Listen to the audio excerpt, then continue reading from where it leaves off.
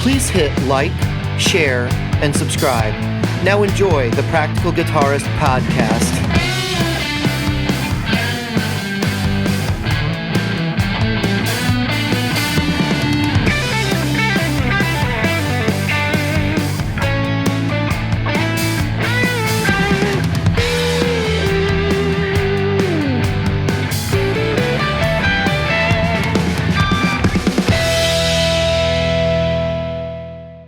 Good evening, Jim. Good evening, David. There's been a lot of shit happen. A lot of shit. Jim and I actually haven't recorded an episode in like 3 weeks, 2 weeks. Yep. It's been 3 weeks.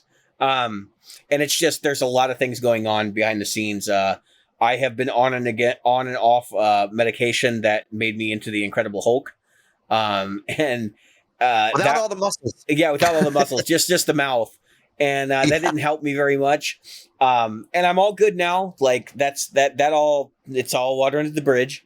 But we got some what's new stuff to share. So this week, I'm going to share mine first because mine's easy enough. I got a BB preamp. I ordered a BB preamp through Reverb, got it the other day. And I was hoping, like, because everybody says it's based on a tube screamer, right? Like, it's very similar to a tube screamer. It's a tube screamer with a tube band EQ. For all of you people that told me this is a tube screamer with a tube band EQ, bite me. I want to be like, go fuck yourself. Like, what are you even talking about? What are you even talking about? I understand that the topology, like the circuit, might be similar to a tube screamer. It might use the same chips, which I know in fact it does, because you can go and look at pictures and gut shots. Mine is actually an early one. It's gooped, so you can't even see the board. Right.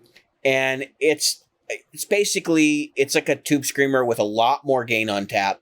You've got active treble and bass controls, but it's voiced more like a blues breaker amplifier, which is really funny because I bought it to be different than my King of Tone and my Golden Boy, so I could push them in a different way. And guess what? Yep. The BB preamp sounds just like that kind of circuit, except with the tube screamer compression and mids. So it's like, well, I'm not selling it. I'm keeping it, but I'm like, That's why I said to all of you people that said that this is a tube screamer with an active treble and bass control, you can go to hell. You don't know what you're talking about. Go buy a bunch of tube screamers and shoot them out, because this doesn't sound anything like a tube screamer. It really doesn't. Well, it really goes back to the fact that people read about stuff online, and so when they make a statement, they know this, and maybe I want to give people the benefit of the doubt. Maybe they want to say it, but what they rarely say is, "I've read that" or "I've heard that." Not.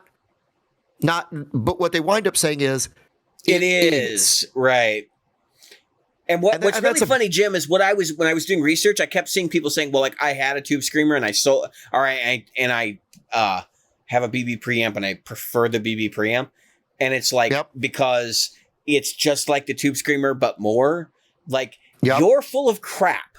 You have never put them on the board together. There's no way you wouldn't.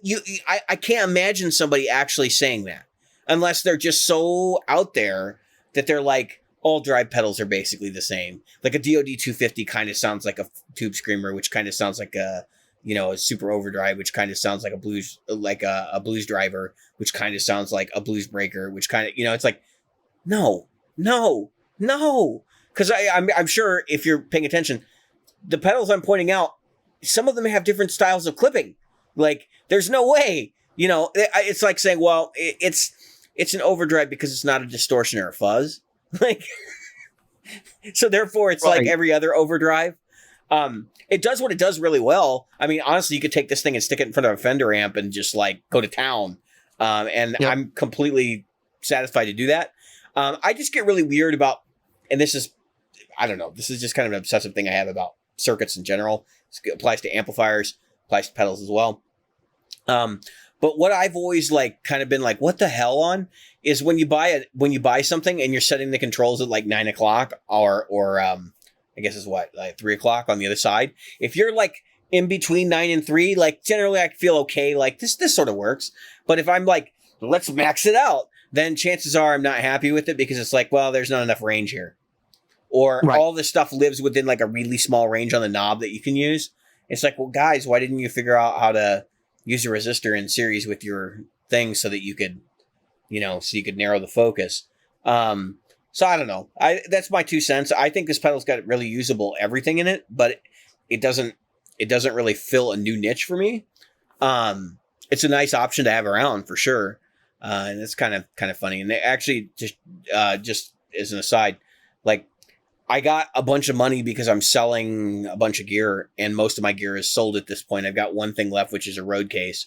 But I sold a guitar. I sold George L's. I sold pretty much all my George L's, which is like $250, $300 worth of plug-ins. And I got good money for that. And so like I have enough money I can build a board if I want right now. And I'm kind of like, I'm surveying the landscape. I'm not planning on doing that. I was actually going to buy PA stuff, but looks like the band that I was forming is sort of starting to fall through already. So I'm like, this is probably going to be going into another COVID hotspot season. This is probably going to be kind of a bust. So I'm going to take some time off. I'm going to try to relax a little bit, get my head back in the game, maybe write some more music, and just kind of get my stuff more professional for a little bit. And just try to, because I'm going through like some medication changes and things like that. And I want to be very, very careful about how I handle things, because I don't want to have too much stress going on right now. And trying to juggle that and then getting podcast episodes out and stuff. It just makes more sense. So I've been looking at reverb every day, obsessively, like, what is my next move going to be? And kind of thinking like, I would like to have, so right now I have like 9 dirt pedals.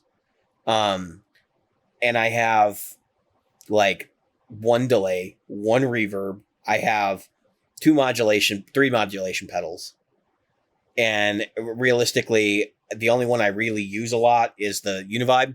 And so for me, like getting a better Univibe or a second Univibe that does something different, and then getting like a delay or another reverb is probably the best thing that I could focus on right now in terms of where to use that money and like build at least a collection of stuff that I can swap in and out and not get bored with. Because that's kind of what I'm thinking is like, I get bored with things. Like right now, the board I have put together, I think I put it together in like March, May, June, somewhere in there. There's another month in there too. I think, if you can figure out which one, it's like it's spot April. No. So, where is she? Yeah. So I was like, I got this board. It's all cemented. All the cables are tied down. I really don't want to alter it. And I said I wasn't going to alter it through next year. So actually the other thing I'm probably going to do is buy a little board for the house that I can just swap pedals on and off real fast and use that actually for the show. But also so that I can experiment more. Instead of just leaving everything like up to chance and not being able to really swap in pedals now on the main board. That's going to pretty much stay the way it is for now. If I find a better Univibe later, maybe the unicorn comes off and that goes on the testing bench. So that's kind of what I'm thinking is like, I'll just swap out the good stuff for what's already on the board and leave the other stuff for, playtime around the house and just to keep me busy and not so bored. So you've got a what's new. Yeah. Yeah. Yep. You've been accumulating a lot of stuff. So I haven't really made an announcement yet as to what I'm doing, but I think most people would probably figure it out. So I bought and have ordered, waiting on a few more items. I bought several toolkits, very guitar specific. Some very expensive and very guitar specific files, and tape and sandpaper and all kinds of other stuff. So, I wonder what I'm going to be doing with these. I have no idea, Jim. It sounds to me like you're actually going to start working on guitars. I'm also buying a workbench and a vise and some neck braces. Do you have a drill press coming? Drill press. Yeah. As a matter of fact, that's an expensive item too. I have. Oh, I bought one from Menards. I paid less than $100 for mine. Yeah, well, I want it to be very precise. It's got to be. I'm doing this. Mine works fine. But I I've done wonder what crazy stuff with mine that you would not Oh believe. yeah, and what else did I? What else have I ordered? Oh, some lights. So I have good lighting. Some Yeah, that's critical. A lot of people forget toolkit that. or yeah, the tool bench. I went to Sam's and found a beautiful tool bench. I'm thinking that's going to be the one. It's aluminum. Are you gonna do? Are you gonna get a Kinda UV? roller. Are you gonna get a UV lamp and stuff too? Yep. Okay. So I wonder what I'll be doing. Well, I think we already sort of said it, which is that you're going to be working on guitars. Yeah. You might actually be working on guitars for money. So that's going to be a thing. It'll be interesting to see how that process works out. Yeah, it'll be it'll be interesting how to see that process works out. What's a business license in your area cost? It's about $50. Oh, that's cheap. That's cheap. It's super cheap. Super cheap.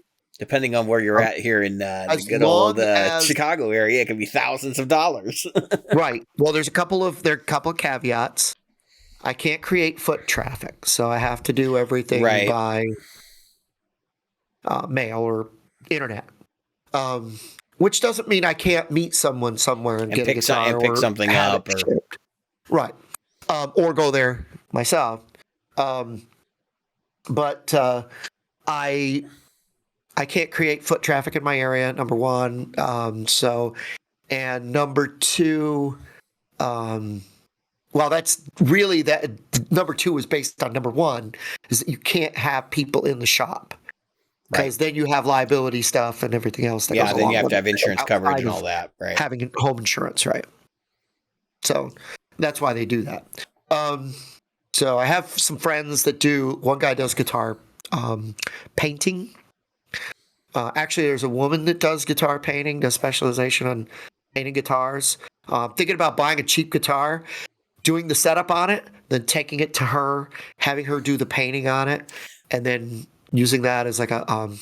There are various places you can go online and buy like busted up instruments and rejected instruments, if it just for the purposes of learning the craft. So I would look into that. I don't know of any of the names offhand, but I've seen them before where you can buy like rejected Gibsons and stuff, and they're like $500-$600. But at the end of the day, when you do all the repair work, it's kind of like you could sell it or you can keep it as a calling card for, hey, this thing came to me with a broken headstock, Right. You see those in a lot of, like, you'll go to a shop, a luthier shop, and you'll see like a Gibson on the wall, and you're like, why is he hanging a Gibson on the wall? Why has she got this? Yeah, because it's the business card. Header? Yeah, it's a business card. It literally didn't cost much more than a business card. A little bit of time and the work you put into it to set it up. Whoever the person is that did the work. So right. So we'll have to look into that. I'm definitely excited for you. I'm just interested in how this all pans out and like what it's going to look like to start a business. I've been talking about maybe dealing pedals or something online. It's been something I bandied about if my employment situation changed, like I might consider actually doing that. Because you got to think about, I'm heading into my more senior years, and I found out last night the 3 hours on stage bouncing around with 9 pounds around your neck is pretty tough. Yeah, it's not fun. It can be not. It can be not. It can be not fun at my age, believe it or not. Right, which is why I'm excited about this new Ibanez coming in, because much as I love my Gibsons, if this Ibanez feels and sounds and plays as well on stage, it's only like 5.5 pounds. Yeah. I mean, I was thrilled when I got my PRS because it's like 7 pounds. Even. Yeah. It's like 6.9 pounds or something. It's like 7 pounds even. It's really light. I had my Les Paul around my neck last night, and that's only 8.5, and I was like, I'm still hurting, and I'm playing bass tomorrow night. So yeah, but the more you do it, the less that you're going to have problems with the gym. I think some of it's just being out of practice, especially now during the pandemic. Like you were gigging 2 nights a week, most nights or most weeks, and now you're like way out of shape of doing that, and it's going to take you a while to get back into the swing of it. Out of shape is not something that right now I got. Well, this is a shape. Yeah, it's it's a non-issue.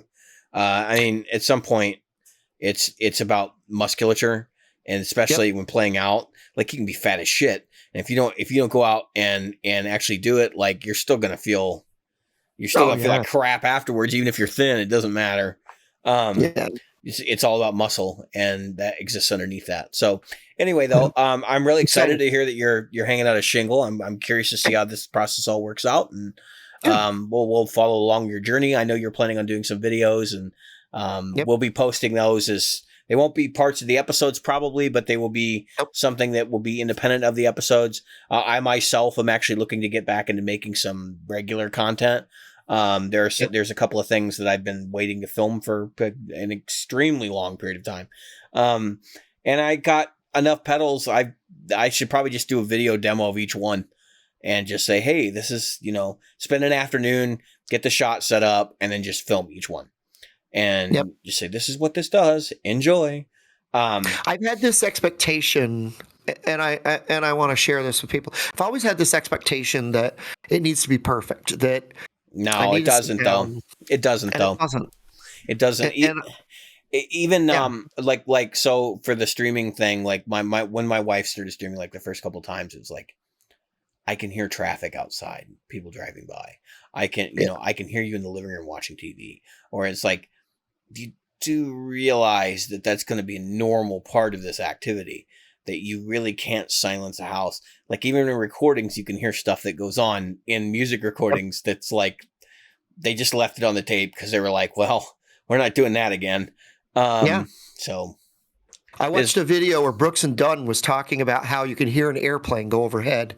And they show it. They like isolate the track, and they were doing vocal tracks. This airplane just goes. And they left it. And they had to. It was like that 86 tank or something. It wasn't that high, but it was this really high number tank. But it was the best vocal tank. And they were like, you know what? We're just going to use a little on the left and right. We'll flip the phase. Get that out. Yeah. Phase out some of those things. But they said, here it is isolated. You can hear it still. And yep, you could hear it. And those were the early days of Pro Tools.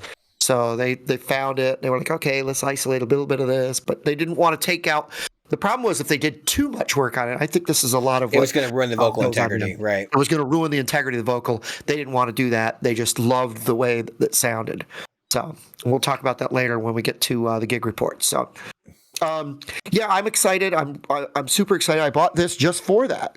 So this guy right here, he's still got the plastic on. I've taken the battery out. Yeah, that'll do until you can get a real one. They're not cheap, but they're like $700. I've looked for one before. I do know some people who own them, and they've gotten theirs used. So if you pay attention, you can get one for on the cheap if you're paying attention. Yeah, you get them in the $400 range. So you had something you wanted to talk about, or we'll move on to the next segment. You had something you wanted to talk about with Fender, and I'll let you take this topic because I think you sort of had an idea of where this is going to go and. Yeah, so Fender, a lot of people have been watching this, and it's more of a non-issue, which is why I wanted to talk about it than being an actual issue. So Fender got, there's a lawsuit where Fender got sued in Europe, and it's really over map. This has happened in the past, by the way. So it's not like this popped up, but I kind of take for granted that people watch the news of this stuff, and it's not something that most people really pay attention to until they get into, like we are, into the more back-end business and news side of things.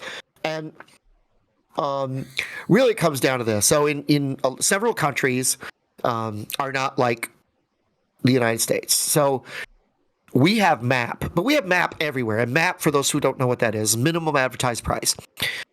If you go to buy a Nintendo Switch, you go to Target, you go to Best Buy, you go to Walmart, you go to your GameStop, it doesn't matter. It's always the same.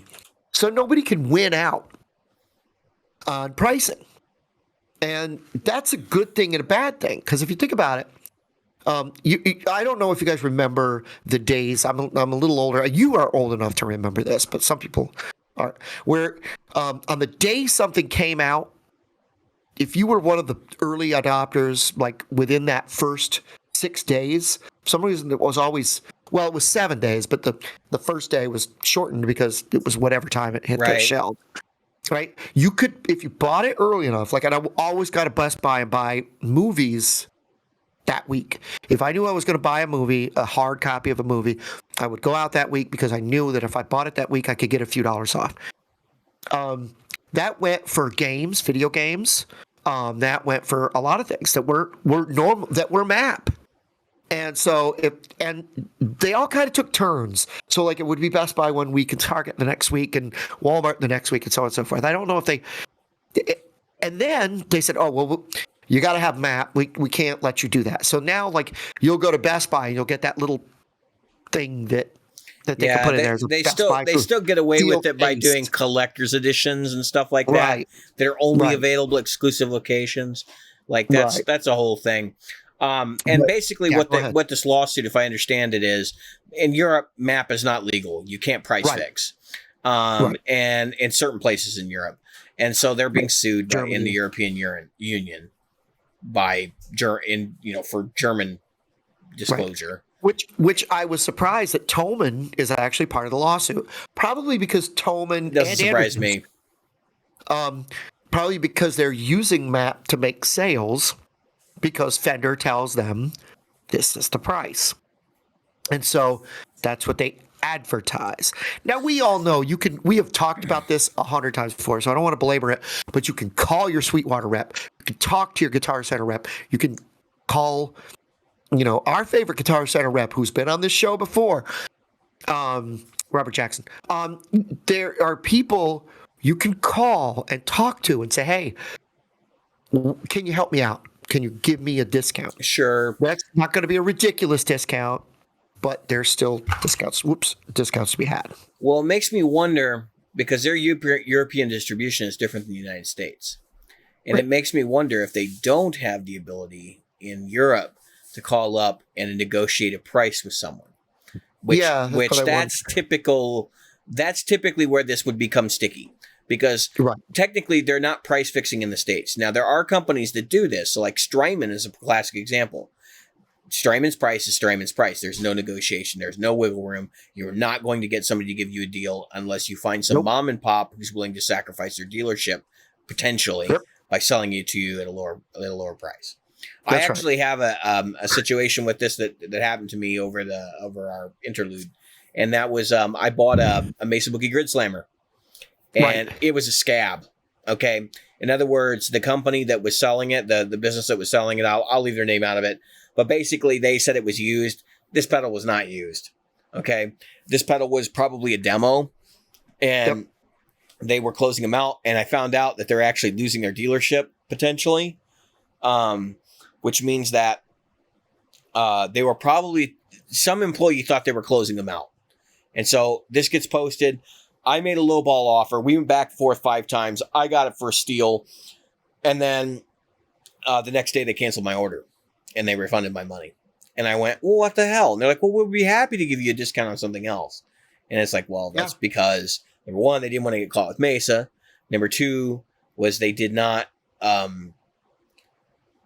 they're selling a scab pedal, right? Like, and they probably actually had somebody in store who was looking at it and they go, we'll give it to you for X, which is probably $10 more than what I paid.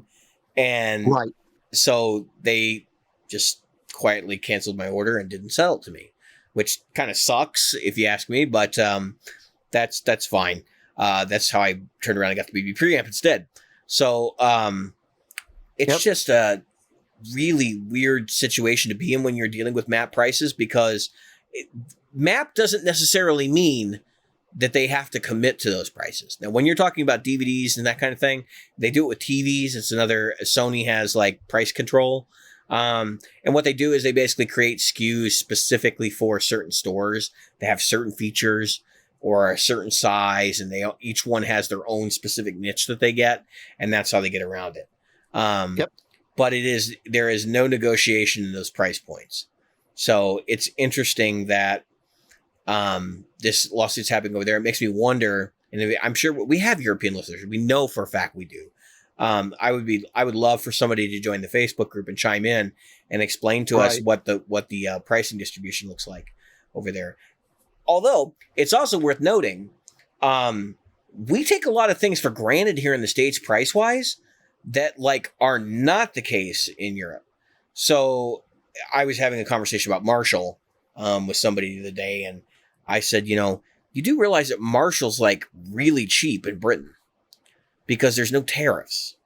It's actually cheaper than Fender is over there by a lot. It's cheaper than Mesa Boogie by a lot. Mesa Boogie on average is $600 more in Europe than it is here. And so, and Fender is like $400 or $300 more in Europe than it is here. Whereas, and that's because Mesa uses an independent distributor. Whereas Fender has at least some representation over there that's not cutting themselves in.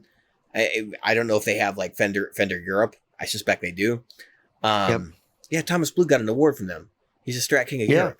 And that was Fender Europe. So they have some sort of European office that probably handles distribution and shipping and logistics and all that for U.S. goods, which means that they're just paying, you know, those people and probably tariffs and that kind of stuff and the shipping costs, which equates to about $200, $300 more per item. Right. That would be Fender Mexico, Fender, in other words, Fender Squire, they would pay the same as us because all that stuff's kind of happened with us the same it does for them. Yeah, for the most part it is. They do, from my understanding, they do actually adjust the prices to be more in line with keeping the line cohesive, but it's it's not significant.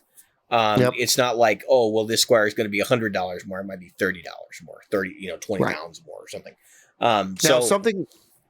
It's just interesting to think about when you see people on the internet, especially if you participate in the forums and you see people like saying, man, I got this new Marshall, and somebody says it's a cheap piece of shit, and everybody goes, it's a Marshall. They're not cheap, because most of the people on the forum are in the US, but they don't realize the guy says cheap piece of shit's probably in England. And he really believes it's cheap, you know? Right. Well, so Phil McKnight was talking about this, and one of the things that he said was that advertising, like a lot of people say, well, like, why can't I get, like, you know how a Guitar Center will say, this coupon applies to everything except for these 10,000 brands. Those are all MAP brands. Yeah, so well, that's not MAP. That's a pricing commitment. That's a pricing agreement. That's separate. And MAP is just, this is what we want you to sell it at. Pricing agreement is a separate thing. Right, but they're pricing it to, typically they're agreeing to price it to MAP. That's why they're saying, okay, we're gonna do that. I'm not saying that everything is MAP in there. They just don't allow deals on that stuff. That's basically what it is. It's an agreed to fixed price. Right, except they do. And that's the thing. Most of those coupons that say you can't use them on those, guess what? You can. Not every one of them. It depends. That's what I was going to say. Not every one of them, and they do have to respect some of those. Because here's what I found out. So with MAP, and this was the thing that Phil McKnight mentioned because he had a store, that I found interesting was, so a customer went to some store. I don't care if it was Guitar Center or what. I don't know. He didn't say. But he went there and they wouldn't make him a deal. So he went to, and it was on a PRS McCarty, like a really expensive McCarty.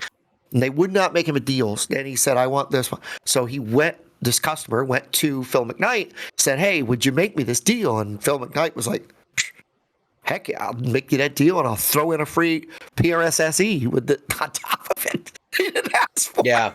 So then the guy took the receipt and the free PRS, went to the other dealer, goes, look what Phil McKnight did for me. Whatever Phil's store was.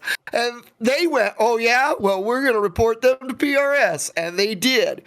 So, and here's what happened now. He said, typically what happened is all you get is your rep calling you up going, all right, don't do that again. Now I'm going to yell at you for the equal amount of time I got yelled at by my supervisor for you doing that. Depends on the company. Oh, it depends on the company. Now, one of the companies, this kind of almost a new, I don't know if you know this, Guitar Center is now going to carry Mesa. That's that's the next topic. Let's avoid that if we can. Oh, it is? Okay. Yeah. Okay. I was going to bring that out. I actually added that because I was like, we're going to talk about that. Okay, because I was going to say, you didn't tell me, and I was like, no. I can't believe you didn't mention it. No. They are one of those companies that does not handle people breaking the rules well. Yeah, well, they're going to now.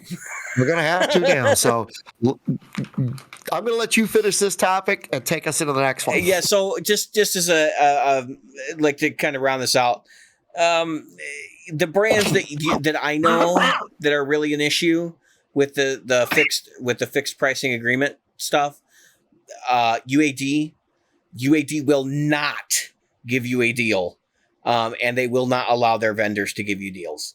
What they do is will you get free plugins? And it's just an excuse for you to get deeper into their ecosystem, which is part of the reason why you hear me pissing and moaning about walled gardens over there. The other company that will not give you a deal is Strymon. That one is well known. And Mesa Boogie, for the most part, you're going to have a hard time getting a dealer to give you a deal. You'll find scabs. They do exist. Look for a dealer that sucks, that doesn't have a lot of stuff, that may be on the verge of losing their dealership, and they may be willing to make a deal with you because chances are, for whatever reason, their clientele doesn't buy Mesa Boogie stuff, and that's why they're looking to get out. So it's worth noting. I mean, if you're thinking about it, those are the three brands that are like most synonymous with, we don't play games with those guys, because Mesa Boogie's reputation is, you screw up, you're done. And that's part of the reason why they ended up pulling the plug on what is allegedly one of their most lucrative deals, which was the first time around the Guitar Center, which, all right, so we're going to switch topics. Obviously, the elephant in the room is that Mesa Boogie is back at Guitar Center. I called this. And I called this when Gibson came in. I think we both said it. I think we said that there was going to be wider distribution, but so I've actually talked to some dealers. I won't share anything that's troublesome. Right. There were some things that were told to me that I was like, that's interesting and very salacious, but it's not something that I want to report because I don't know the validity. I don't want to incriminate anyone, and we can talk about that stuff offline. If you want to send me a private message, I might be able to. I won't exactly tell you what I know, but I'll tell you enough. Yep. It's interesting. And some of the stuff that you're probably suspecting in your head when you hear this news is probably things that might have actually happened. So basically, they're back at Guitar Center. The only thing available right now is pre-order. And it's funny because they're still not shipping shit. So it's like, you're back at Guitar Center, but you're not producing enough equipment to actually provide inventory, which is absolutely insane. Which is why, at least in the beginning, I don't think we're going to see anything in a Guitar Center. And even if it do, it'll be like LA, New York. Oh, no, my friend. Mesa Boogie's reps have been very clear that this stuff will be stocked in stores when it is available. They will be going back to a traditional Mesa Boogie store style of arrangement with Guitar Center being able. Now they're going to push it in certain locations, but we'll see where it ends up. But basically, if your location has a platinum room, you can probably expect to see Mesa Boogie stuff show up. Right. That's not all Guitar Centers. Not all Guitar Centers have a platinum room. No. But so here's the way this is being framed. Mesa says we have real problems getting dealers in states like Idaho, Montana, New Mexico, places like that where there's just not a lot of population. And so like a brand like Guitar Center, and they call them a brand because that's basically what they are really, is a good representation of their product in the fact that they can get it in front of people. Now, from the Mesa dealers that I know locally, and there's at least 3 that I've talked to in the last couple of weeks, what the rumblings under the ground is, this doesn't mean anything to the mom and pops, because they're sitting there going, first off, Guitar Center's never going to stock anything that's custom. It's going to be black on black, just like it was years ago. It's going to be, 1x12s, combos, and then 4x12s. And very little 2x12s. Because it's, you're the bedroom player that thinks you need a 4x12. It's going to be a lot of rectifier-ish stuff. Probably not as much mark. Probably not as much. Even the Fillmore and Cali Tweed will probably not be big items. That's exactly what I was going to say. You won't see the really nice stuff in Guitar Center. It's going to be mostly the heavy metal. But here's what I was told by one of the dealers. This wasn't good time. I'll be blunt. I do not want to throw stones at anyone. But it wasn't them. Someone said, we used to fix all of the stuff that comes out of Guitar Center anyway, because people would buy jacked up Lone Stars. And the biggest problem that Guitar Center had was, even though they were dealing Mesa Boogie, if you didn't know anything about the product, you couldn't get somebody that knew about the product. They had no idea how to dial that shit in. In fact, one of the dealers said that, it took them a while to figure out how to dial certain things in on those amps, because they're not necessarily known for being intuitive. Now, right now, they're in the golden age, right? So like everything that they've got right now is pretty intuitive. It's a little bit different scenario, so I kind of take that one with a pinch of salt. But I don't think the mom and pops are concerned about this. But it's funny because it's funny because it's true. for the Mesa Boogie like aficionados, the people that are in these fan forums just going nuts over this. They're kind of like, they're looking at this and going, this is just Gibson basically throwing the company under the bus. And it's like, well, now you're just going to sell to everyone because you're going to be in the same stores we are. And but realistically, even though their model worked currently, that's not a sustainable model for growth, because you need like widespread distribution through internet channels in order to grow your company today. It's pretty clear we're going to be going into a post-COVID economy. And I think the idea of the pig and the poke, that just got sank. I mean, people are willing to buy stuff without seeing it now. So, right. I want to say this. So, yeah, more people are.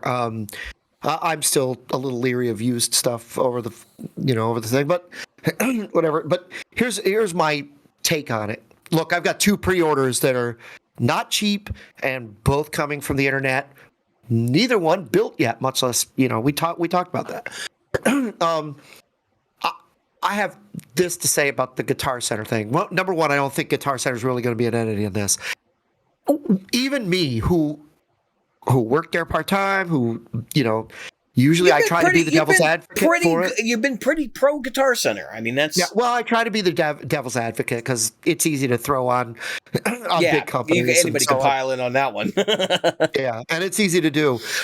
I'm thinking about doing a special of just, here's what's good and here's what's really bad, because from the inside.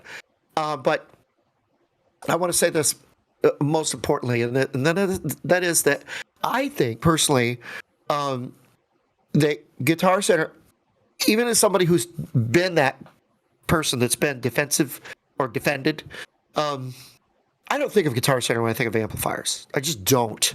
No. It's not where I would go to get, even the ones that carry Vox, Marshall. We could go on Fender. I live. Friedman. How many times have you seen a Friedman, a good Friedman? Not. I'm not saying that they're bad amps. Not the lunchbox size or the slightly big. The lunchbox for me, obviously, size.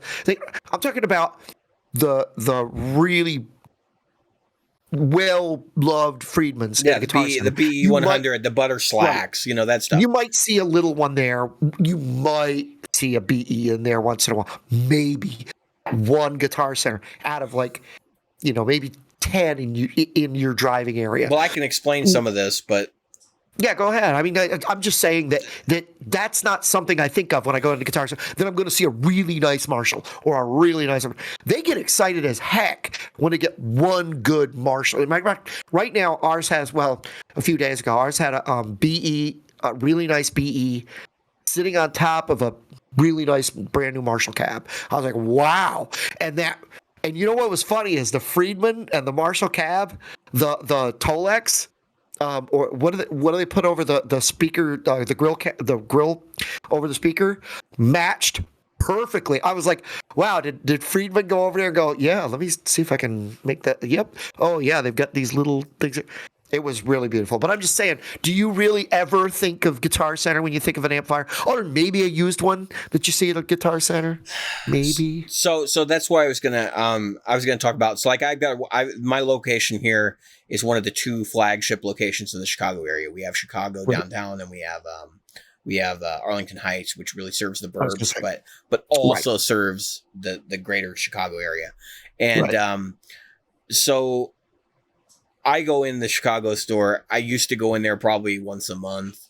And I watched over 6 years where it declined from having like quality stuff to when Marshall had like, they had full representation. Like you find the whole line there. And now there's like 2 amps and there's like, they usually have a pretty good Fender complement, but they got Katanas, Fenders, they got the low end orange stuff. They got, two Vox AC-15 or AC-30s from China. And then like the 2 Marshalls. And then in the Platinum room, it's mostly used stuff. And there might be like 2 really good new amps in there. And the Friedman thing is interesting because all right. So despite what you might think about this whole situation, a lot of these little companies really don't want to do that much business with Guitar Center. And here's the reason why. So they got the same problems Mesa Boogie does, which is low capital, and they can't afford to have something sitting in a shop before they get paid. And so the way that Guitar Center typically works is like, it's going to, we'll put it in our store, and then your terms are net 60 or net 90. And they may not pay you in 90 days because they'll pay you they'll pay the interest when it sells, because they may be sitting there thinking like, we're going to make enough money on this that we'll be able to pay the interest off. And they play games that. And so, and they know that that margin, some of that margin built in is the fact that they know they're going to wind up paying interest on some of that stuff that sits there. I've seen high-end stuff sit for a year at our Guitar Center, because who walks into Guitar Center thinking I'm going to buy a $5,000 Petrucci Music Man? Yeah, in Virginia Beach. It's a wild thing. It never ceases to amaze me the amount of guitars and amps that companies produce that like are out of the realm of affordability that are going to end up in a Guitar Center like showroom somewhere and literally never move.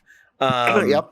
So anyway, as far as that's concerned, I think there's a little bit of stuff going on with Friedman where it's like, we're going to sell a certain amount of amps to you, and that's it, which is why you don't see them. But in the beginning, they were like hand over fist. Friedman was everywhere in Guitar Center here in the Illinois area and multiple locations, because I think it was like maybe a little bit of yeoman pride, like not really realizing what was going to happen and why Mesa Boogie was so protective and why they didn't want to get into that nightmare.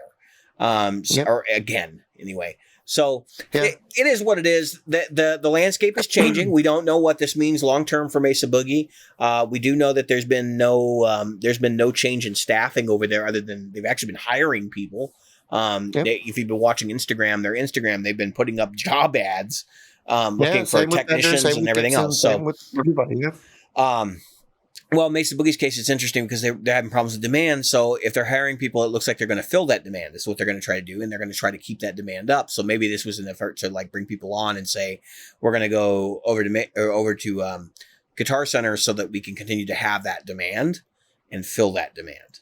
I don't know. I'm just saying now they're in a little different shape because they have capital from Gibson being pushed in, and also expected to go out. So in order for that to happen, then they have to start really marketing stuff. So actually, if anything, people were saying there's going to be price hikes for Mesa Boogie. I actually expect you're going to see price cuts. And I don't actually know how they're going to pull that off in terms of maybe just cheaper labor. I don't know, but Gibson's going to force that at some point. Because if they're going to try to get massive representation, they got to get the price point down so the stuff will actually sell. In order for them to be profitable. And I think they're under new leadership. I think there's a lot of scrutiny there. And I think they sort of know that that's something that needs to happen for them to have a successful amplifier line out of Mesa Boogie inside Guitar Center. Maybe they're not interested in having a successful line inside Guitar Center. Maybe not. Maybe they don't care. Like I said, maybe it's collateral marketing, just like what Friedman does, where we'll have a couple around so people can go check them out and then buy them online from us. Because that's really what the model is. I got to be honest with you. I mean, I look at my Mesa will probably either come from my local reps, Alpha, or local store, I should say, Alpha, or from Sweetwater. Yeah. Because if I get one, I'm going to pay a premium price for a guitar amp, and it's going to be. What you want. It's kind of like I may as well get a nice Tolex that's a color that I like, Yeah. or it's a blue or whatever. So I'm excited. Again, I think people who are in the back end of things like us and our listeners, It's just a business decision. It's just a business decision. I don't think this is going to affect things at all. It's just a business decision. Now, whether the quality of the product changes over long term, that's a good question, and no one knows the answer to that yet. Well, we know that eventually Randall will not be a part of it, and things will change. I mean, that's eventually that's people like die. I wrote college when I was in college. I wrote a thesis on the changes of Walmart that would happen once Sam Walton died. That to give you an idea of when I was going to business college. Yeah. And let's just say I called it. I called it. I knew that it would turn into Kmart, and it did. Yeah, well, it's worse than Kmart now. Yeah, Walmart makes Kmart like I wish Kmart was back, because at least they had blue light specials. Walmart does not have blue light specials. Anybody old enough to remember blue light specials will know why I still like blue light specials, or would like to have them. Yeah, Anyway. can we get Guitar Center to offer red light specials? Oh, wouldn't that be awesome? I mean, seriously, like, It's so creepy. This was another. Oh, and by the way, just to go back to that Phil McKnight thing, he said that the reason that they would slap people said that's not advertising. That's just some guy bragging about he got a deal. You didn't advertise that. You can construe the receipt being put in public as advertising. That was the thing. It doesn't matter. You sign an agreement that says you're going to sell at that price, and if you don't sell at that price, and they find out, it's an advertised price. You can do under the advertised price. You're just not supposed to. It's not supposed to become advertised. Depends on your agreement. Very much so. That's right. It does depend. That's why some companies they have to stick to it. Rickenbacker is one of them. Rickenbacker is really. You're not even allowed to post your prices. You can't even. That's right. You can't even print the price. I don't even think they can sell them online. Can they? They for a while were not allowing people to sell online. Right. I know that. They only recently allowed selling online. That's why Sweetwater can sell them now. Sweetwater carries Rickenbackers. But believe me, they don't have any. Neither does anybody else. That's Rickenbacker's worse than Mesa when it comes to getting together. You can get them at Chicago Music Exchange from time to time. They usually have a couple in stock when they come in, and they don't sell super fast. So, but anyway, so that's that topic, right? We talked about Mesa Boogie. We talked about map pricing, and now we're going to talk about this is a big issue. This affects a lot of people. We're going to talk about a tube shortage. This is a nightmare scenario for many, many people who listen to this podcast. Yeah, and if you think getting your Mesa's tough now, let's move on. Yeah, well, so they use tubes rebranded tubes from all three of the factories that exist. Okay, so let's just be real here. If you don't know your vacuum tube history, around the 90s, there were really only two factories left making tubes. I can believe there's three. And then one of them closed their doors for about 6 months, and people panicked, and they started panic buying tubes.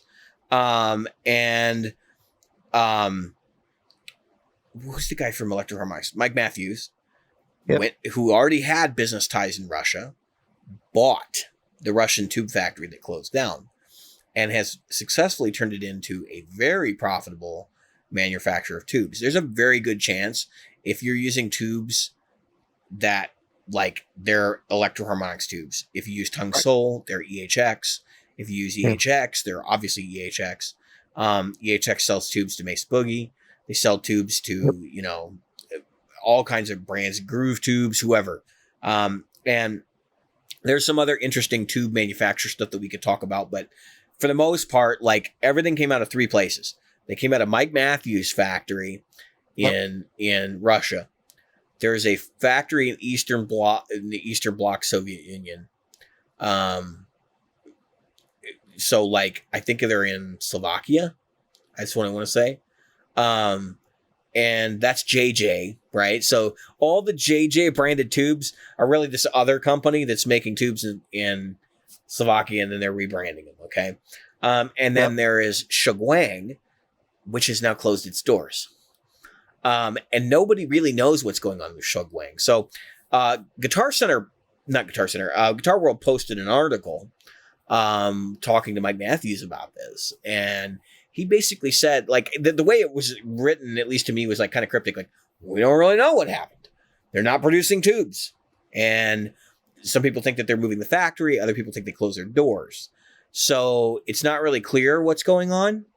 But at least for the time being, tubes are going to be a little bit harder to find. In fact, I got smart and I found a local dealer. If you want to know why I've been talking to local dealers, and bought myself some 606 power tubes for my Fillmore, just because I know that there's a very good chance that I will want to swap them out, and it may be harder to acquire going into the future. I might need to buy some tubes for the Mesa or Marshall. The prices may go up slightly. Right now, Mesa's holding tight on their prices, but it's an interesting conundrum. Because I've heard people talking about, well, maybe we should just go over to Axifex or Fractal or Helix or Kemper or Quad Cortex or whatever other digital solution that gets pretty close. And I kind of shake my head because I want to point out something. There's a market for this stuff. We showed last year the amount of crap that we all bought with stimulus checks. That we're willing to buy. That there is a market for this stuff. And there are entrepreneurs in this industry, somebody like Behringer, for example, Uli Behringer, might be like, you know what? Sort of makes sense for us to open up a tube facility at our campus in Shugwang or whatever. Right. And I forget where his campus is located. They got a big ass factory. Would not be a stretch for them to make a state-of-the-art tube manufacturing facility and start churning out tubes that we can all use and benefit from.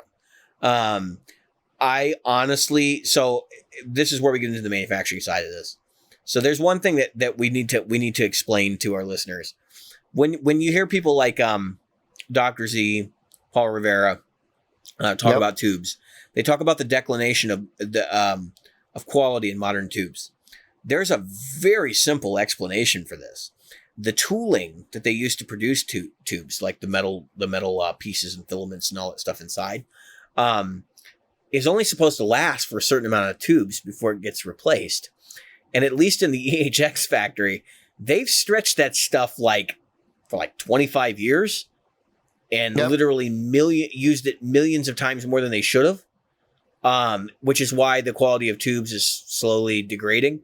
I'm sure they're doing some work to improve the dyes, but from what I've been hearing from places like Dr. Z and others, is that that's part of the reason why they would rather use an off-kilter new old stock tube rather than the new ones, because it's harder to get new quality ones.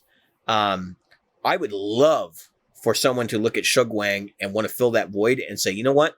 We're not going to use this 60-year-old or 80-year-old bullshit to make tubes. We're gonna build a state-of-the-art factory, and we're gonna do it in a new way, and it's gonna be geared completely for the musician. And so we're only gonna produce 6L6s, EL34s, 12AX7s, and variations therein, right? 5771s and all that nonsense. Yeah. Once you get out of 6L6s, EL84s, those famous ones, I don't give a crap. But yeah. But yeah, so like that's why I'm kind of looking at this. I see it as a blessing and a curse. So if we weather this storm, vote with your wallets. Obviously, I would recommend if you are a tube guy, you like tubes, you like vintage gear, buy tubes. Show them with your wallet that you still want this to exist. Right, that there is a market. Mm-hmm. And then somebody, and I would not be shocked at all if it wasn't Uli Behringer, because we've already seen him take opportunities like this by building. He makes basically the bucket brigade chip that everyone uses now. He had it designed, and he's having it made and selling them to equipment manufacturers. So he's got so if you bought like your really fancy delay, chances are you gave Uli Behringer money. So don't get mad when you buy one of his little plastic pedals.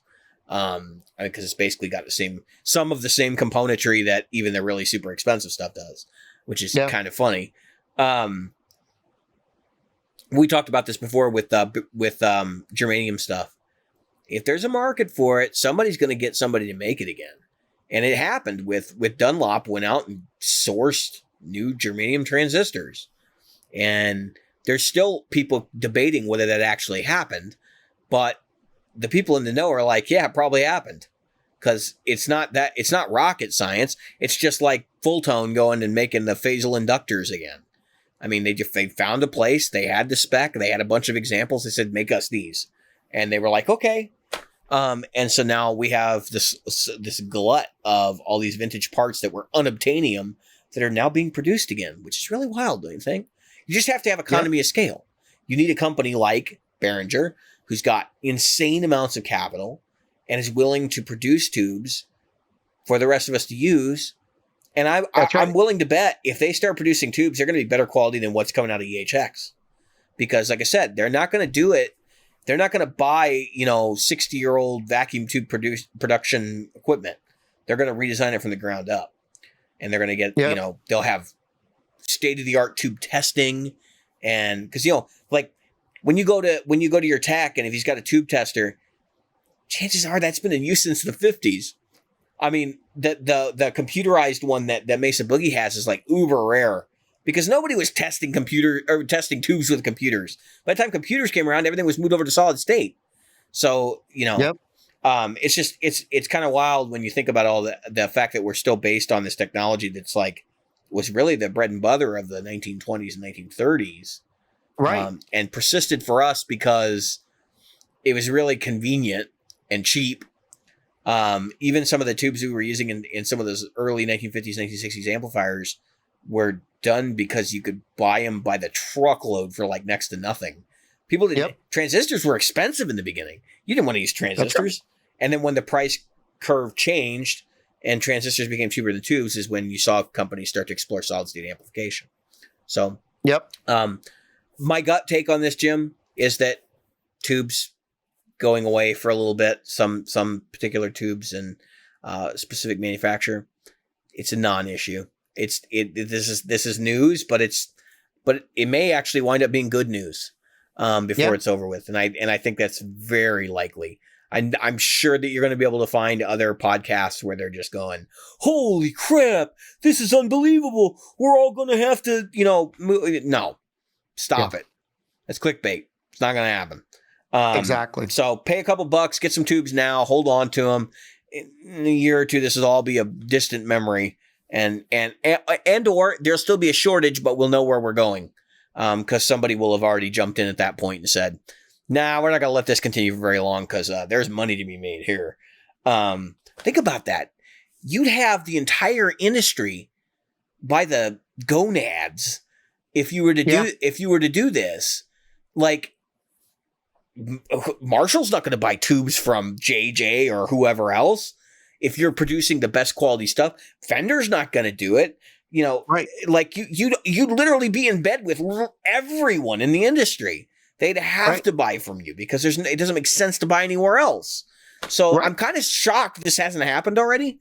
But I also think that China has different rules and restrictions. And since the Shugwang factory, I forget what the name of the company is that owned that factory. Since that factory was already in existence, they may have had a limit on how many tube factories they allow in the country. Right. Which may have prevented somebody like Uli Behringer from doing that. But we also know that China money talks. So if he really wanted to, he probably could have done it already. And so we'll see how this all pans out. I think some companies are sort of looking at like, well, we've got all these surplus Russian military tubes that we could just use up.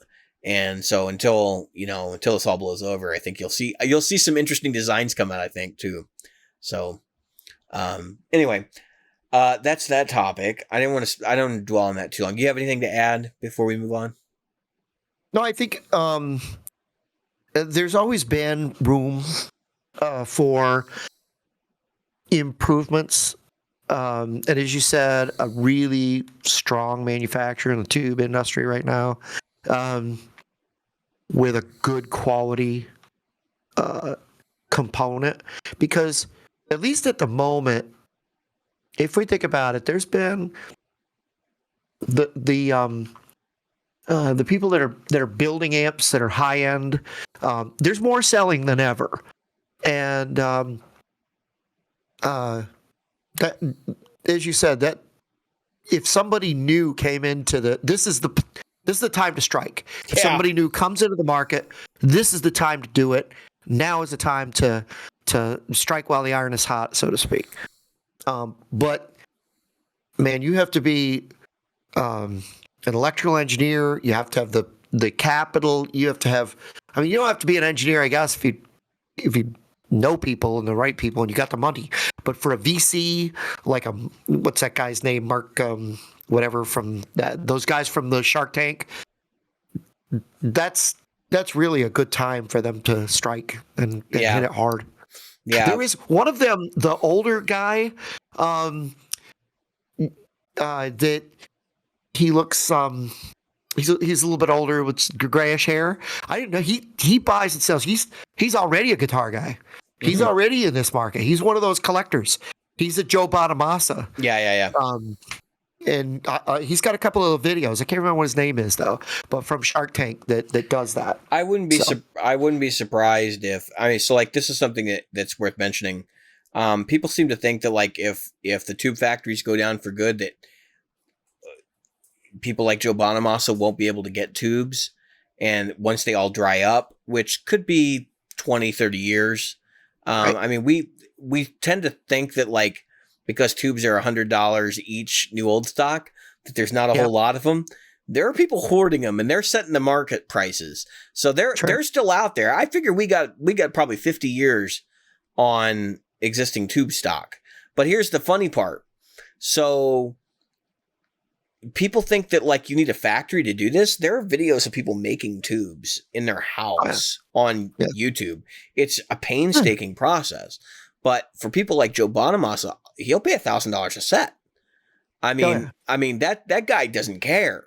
So at the end of the day, it's not going to go away. It might become a super vintage enthusiast thing, but it's not. Right. It's not gonna die. Like this is the.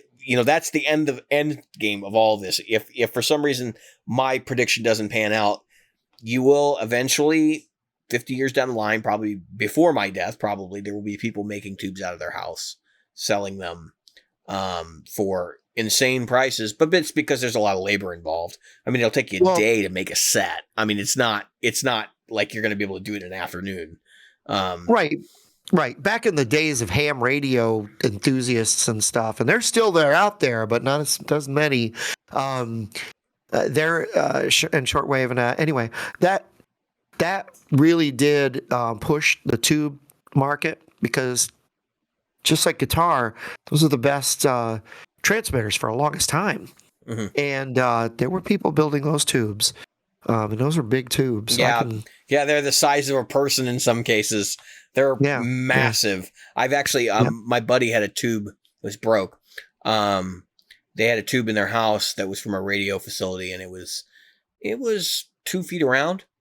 And they kept it. It was damaged, but they kept it because they're like, these things new are like $20,000.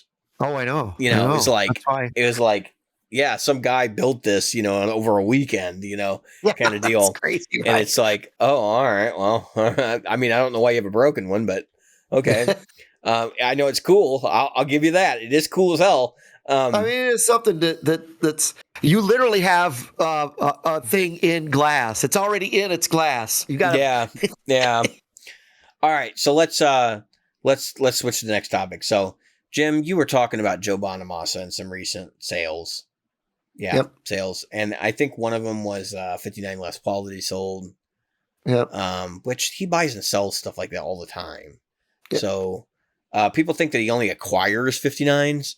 Now he sells them quite a bit, actually. That some people have referred to him as the dealer. Yeah. If you want one, that's where you go. Curator. Yeah, he likes to have them, but he also realizes like there's a finite amount, and he'd rather put them in musicians' hands sometimes. He loaned one to Josh Smith. He said, "Here, take my 59 on the road." Yeah. And Josh is like, "I ain't doing that. You're nuts." And then he thought about it. He said, "No, actually, that's a good idea. I'm going to do it." Yeah. But like he sells stuff all the time. So here's the story, and you probably already heard this. I'm sure another podcast has reported on this by the time this comes out. He sold an NFT of one of his. Is it a new song? I think it was a new one, right? Yeah, it's a new song. Nobody's heard yet. It's a demo or something. Yeah. How much to go for? Do you know? I don't know. We're talking a lot of money. Tens of thousands of dollars, probably. Yeah, potentially more. And Joe and I, like, I've made jokes about Joe on the show a lot, and I we called him Boner Ass at one point. I have a tremendous respect for Joe. Like, I'm going to be real. Like, I think Joe is like a museum. In that when you go see him, the whole thing is like you're going to stand in the audience and you're going to see what rock and roll looked like, in the 70s. Like, it's the full-on experience with the crazy guitars that are you just don't see anymore, and that whole shebang, right? And I think he has done more for the guitar community in the last 10 years probably than anyone else, in terms of just elevating people that he knows that are great players that deserve a limelight, and producing other people's records, and being responsible for a lot of the what people think is the quintessential modern blues sound, and that kind of thing. But the NFT thing, like, really kind of pisses me off. And I want to share this with our listeners so that they understand, because I know that there's already been some stuff said on other podcasts that is just like, where the hell do you think what do you think an NFT actually is? Right. NFT, I'll tell you what NFT is, and this is going to be like a David's rant section, but like, an NFT is bullshit. It's what it is. When you buy an NFT, you need to understand something. It doesn't matter whether it's a song. It doesn't matter whether it's art. What you're actually buying is a blockchain. Okay, so it's a segment of a blockchain that says this is attached to this particular piece, and you own the first copy of it. And this is the verification that you own the first copy of it. That's what an NFT actually is. Okay. So here's why this is dumb. Because NFTs are always attached to digital stuff. And so, like, they'll send you, oh, you have an NFT, and then here's the GIF of this famous emoji, right? Like, you bought the emoji NFT. You do realize that in the digital world, copies actually exist, i.e., it doesn't really matter whether you have the quote-unquote original, because you don't. Number one, you can't. That is, unless you have the physical hard drive that it was created on, you don't have the original copy. And even then, that's a sketchy proposition unto itself, because files can be moved around the system, and it doesn't necessarily just remove it from a partition table and then reattach it to this other place on the partition table. So if a file gets copied, pasted, moved, it's no longer an original, right? Except that it is, because it's the exact same thing. You literally clone something. There's no consciousness attached to it. It doesn't have any individuality to it. It's not like, okay, so we're gonna work our way through different examples. All right, so in the painting world, if you were to buy a Van Gogh painting, and everybody knows what Van Gogh paintings look like, right? Let's say you buy Starry Night. You buy a copy of Starry Night, okay? It's a copy because not every single brushstroke was replicated completely accurately. Not like the original, where you could use computer telemetry to look at the original and find out each individual brushstroke that was applied to the canvas. And that is part of the individuality of that painting. It's not like that. You can literally take that in the real world. It would be like having two of literally the same painting. Van Gogh literally painted the same painting twice in every, down to the molecule, the atomic structure of it, because that's ultimately what this is. So the NFT, the blockchain part of this NFT idea is basically saying that, well, you have exclusivity over being the sole owner of the original incarnation of this.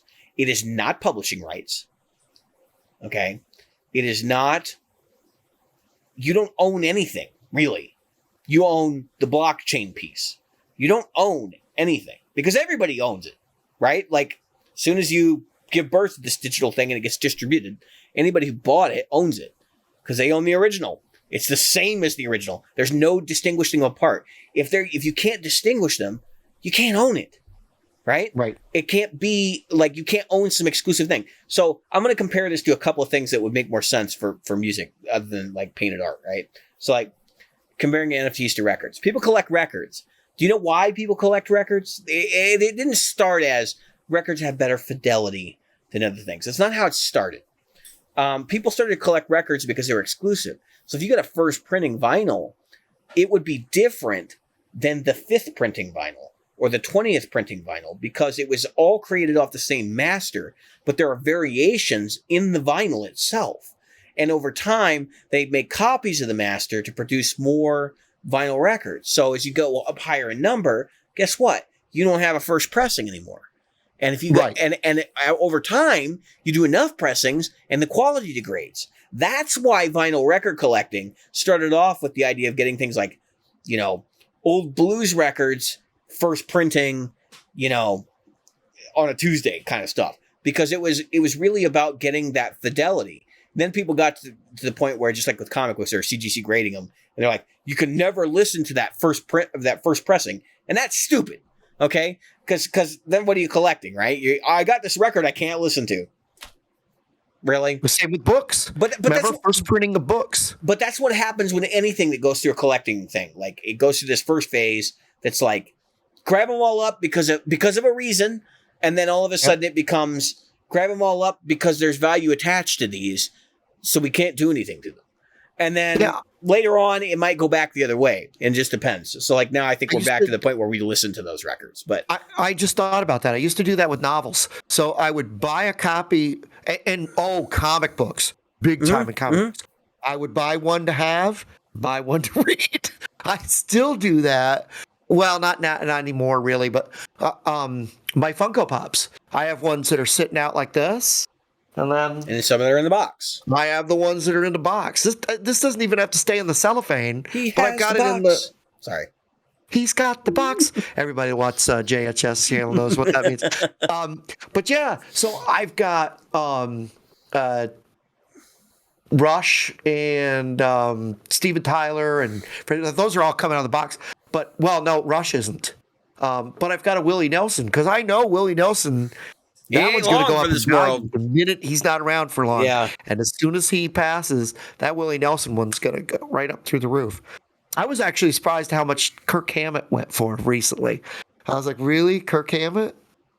But anyway, I don't care. I took it out of the box. Well, he's a Gibson artist now. It's got glue on its feet. Those are all glued down, by the way. It's that tacky glue you put on the feet to put it down, but it's still glue.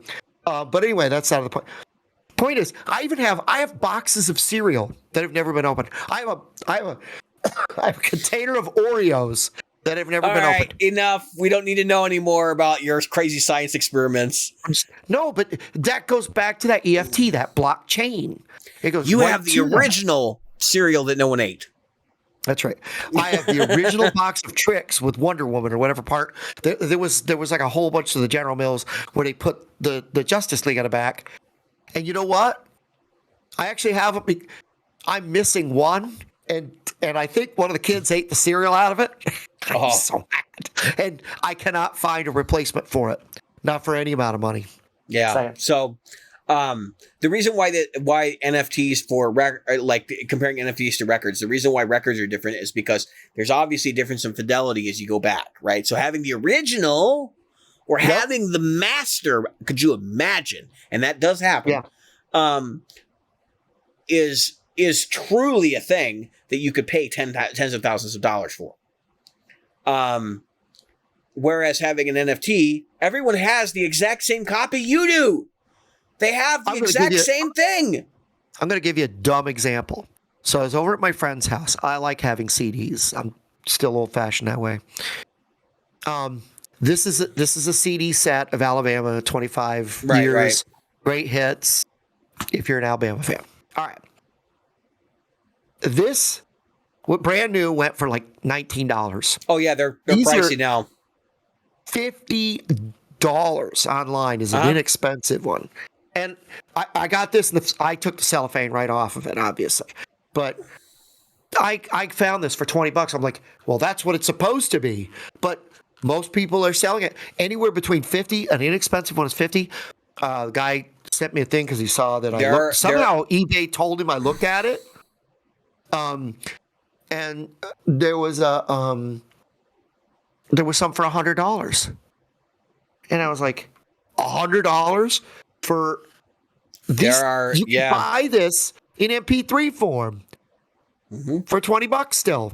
Yeah, you don't get the booklet. I could care less about the booklet. But I'm just saying, for a collector, that's right. But you can't collect NFTs.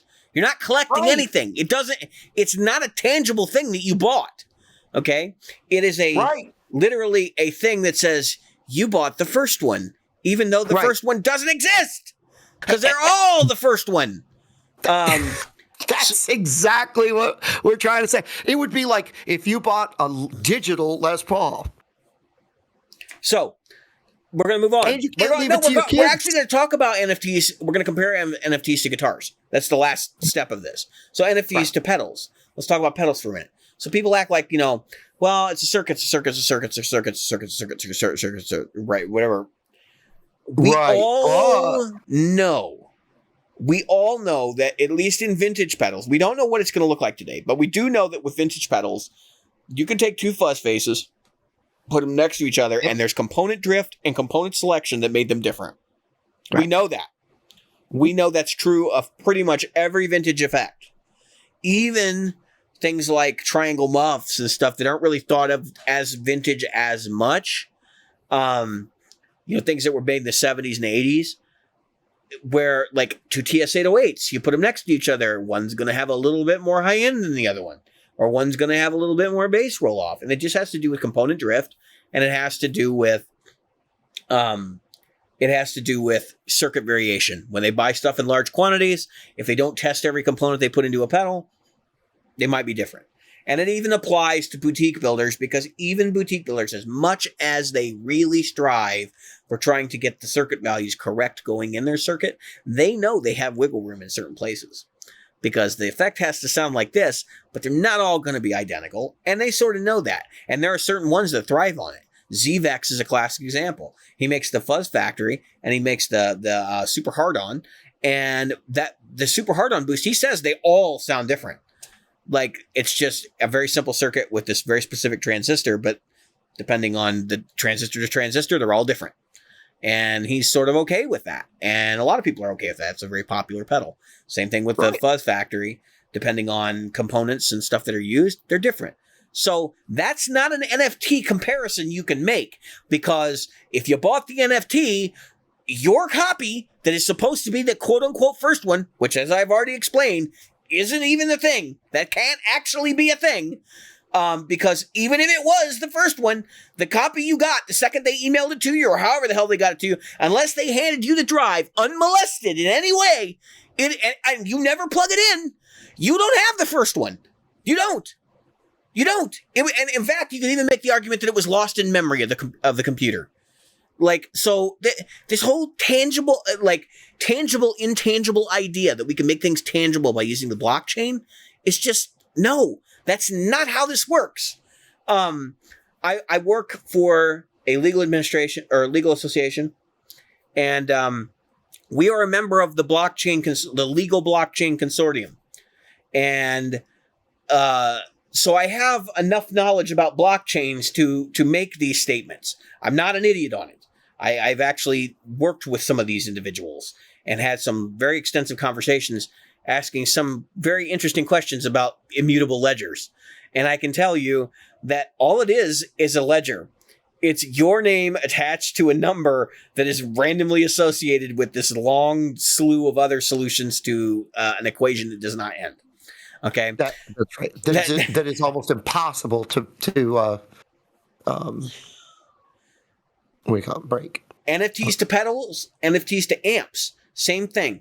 NFTs to amps. I would argue, and some people would go into the ship argument that I think we had in a previous episode, where is it the same ship if you take the parts off that ship and build it somewhere else, or the whole conundrum, right?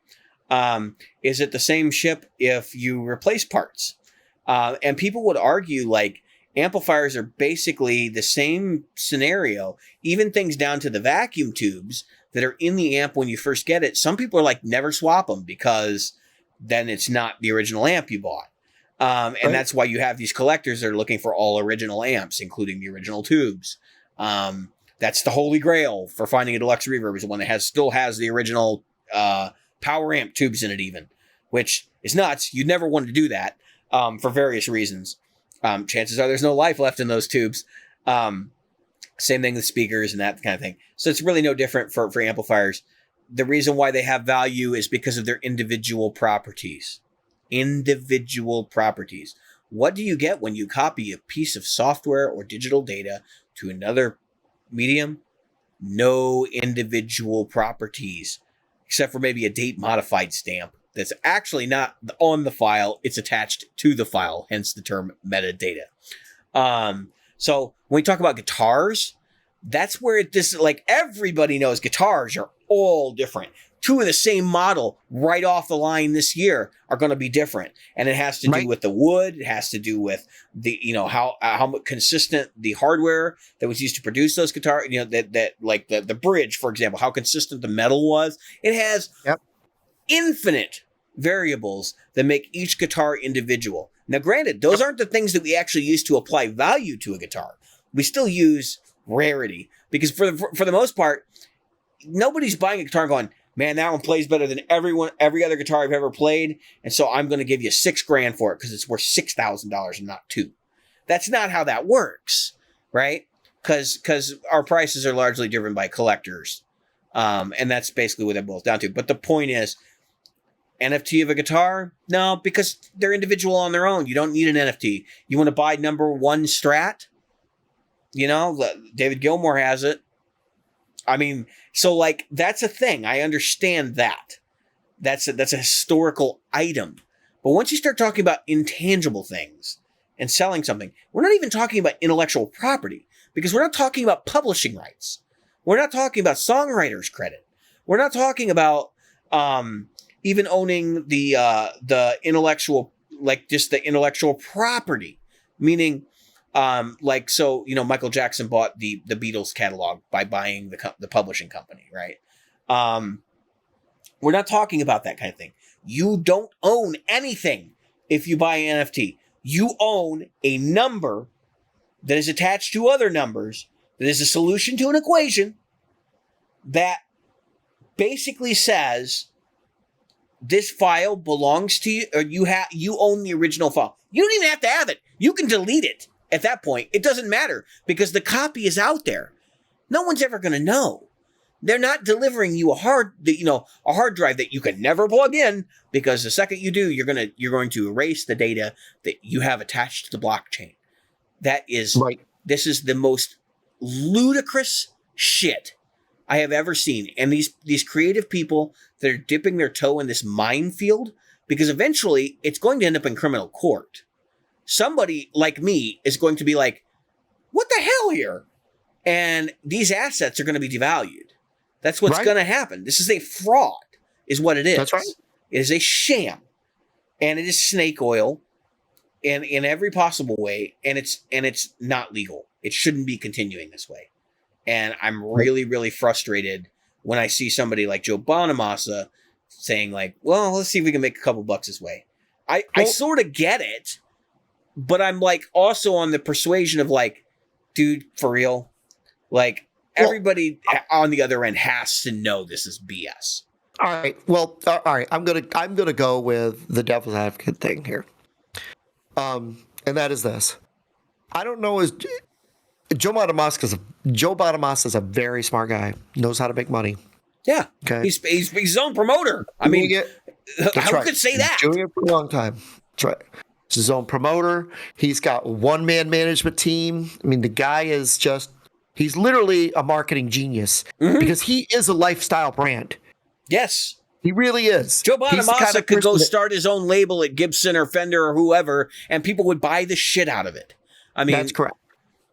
So, Joe, if you do that, cut me in. Joe, if you do that, cut me in, please. Yeah, I'm sick and tired of coming up with these ideas for companies like Gibson Records and not being credited for it. I'm just sick of it. Somebody pay me. Somebody pay me. I'll give the obligatory $1 to buy in. The fact is that what I think is that, and he's right, regardless of what you and I see as value in this thing, there is some ding dong out there who thinks there's value in it. Yeah, obviously he's not the first. There's been many people selling NFTs. Right. What was the big one? It was a GIF of a cat or a JPEG. The one that was JPEG, like $1 billion or something, and it was fraudulent. They didn't own it. They didn't have the rights to sell the NFT, which made it even worse. Right. And it's been resold. Or, no, it wasn't resold. But anyway, it because it's something you can't resell. Yeah, everybody already owns it. On to your kids. It is literally something you have until you pass away, you literally can take it with you because it's nothing. It's intangible. Right. Which is what you will be. I mean, intangible. I'm not going to pretend that I have a problem with intellectual property. That makes sense to me because intellectual property is usually like artistic renderings and it's like the look and feel of something, or it's a patent, or it's, a trademark design. Like those are all things that are protected, but they're not just data. Like it's literally the idea behind the data that you're acquiring. Whereas in this case, it's literally freaking data. When you sell a creative NFT, you're selling bullshit. That's what you're selling. I mean, that's what I don't know how to break this down any other way. And Joe, like he's doing what a lot of people are doing right now, which is like, well, that we can make money on this. So people actually think this is a thing. And I don't even know if Joe necessarily understands what an NFT is. I think he has a good idea. He probably does. People have probably explained to him. Remember, he's a blues guy. He's not a computer guy. I think he's reasonably smart, but yeah. Right. That's what I mean. But I'm sure people have explained to him that it is like Bitcoin in that it is a blockchain and it has a value, and that value is the value that people assign to it. Yeah. I mean, put it up for a certain amount of money and somebody will buy it. That's basically what it is. I mean, he's kind of doing a Pete Rose, right? So Pete Rose was signing stuff outside, he had a shop where you could come in and he would sign stuff for you. And it sort of makes sense to do something like that. And this is the same thing, but it's done digitally, basically. I have attached myself to something that Joe Bonamassa has done.